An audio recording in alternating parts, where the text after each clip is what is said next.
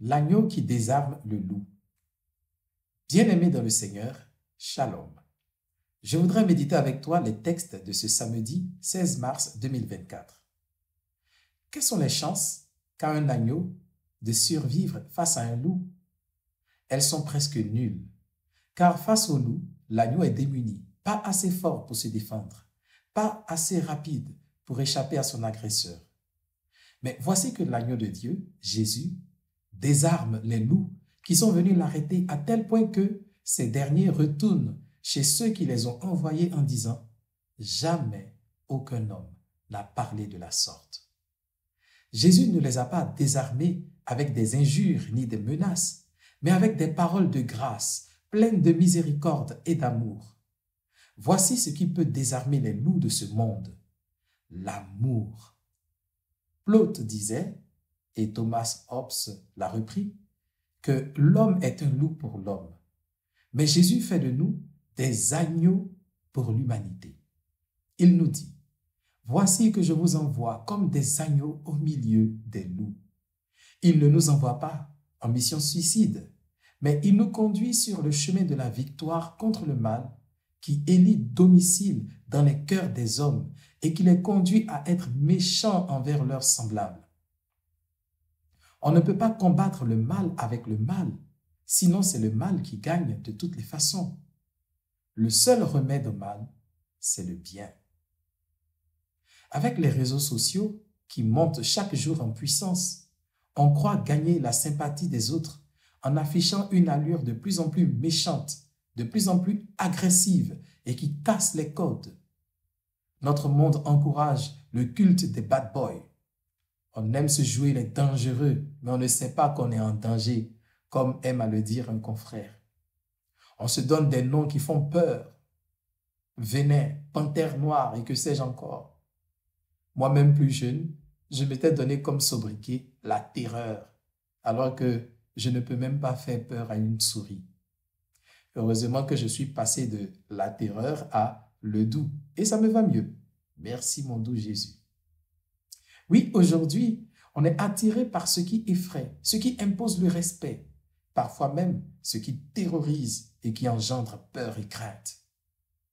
Comment se fait-il que, pendant qu'on enseigne dans nos écoles la non-violence, le respect de l'autre, on a de plus en plus de jeunes qui se laissent attirer par les bagarres, la violence, le terrorisme?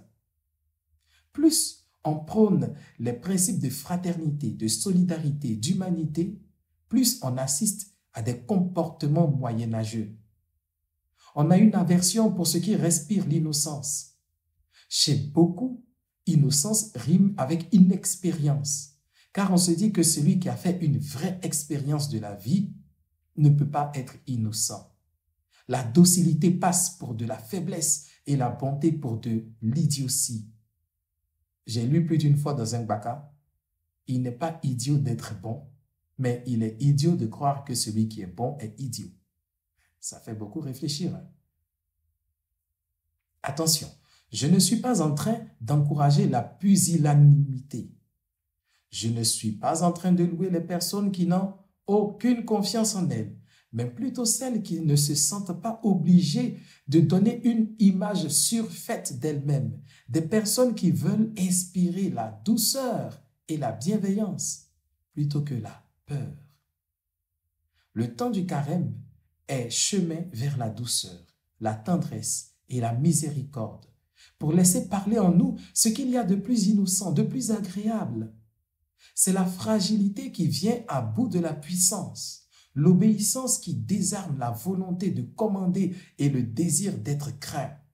C'est le don qui sort vainqueur du désir de tout posséder. Jamais un homme n'a parlé de la sorte. Jamais aucun homme n'a parlé avec autant d'humanité. Oui, Jésus a la parole qui révèle l'homme et qui relève l'homme. Il a les mots qui redonnent à l'être humain sa dignité. Il a assumé notre humanité en nous apprenant finalement ce que c'est que d'être homme. Il nous ramène dans le projet originel où Dieu dit « Faisons l'homme à notre image et à notre ressemblance ». Les paroles de Jésus, pleines d'humanité, réveillent en nous notre ultime vocation d'homme, ce que Dieu a toujours voulu que nous soyons. plus que 2 semaines et ce sera Pâques.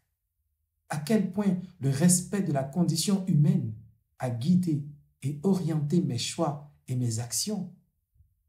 Je te laisse y méditer. Rendez-vous sur mon site internet pour écouter parole de ce dimanche 17 mars 2024. Que la grâce et la paix de Dieu reposent sur toi et sur tous ceux qui te sont chers. Amen.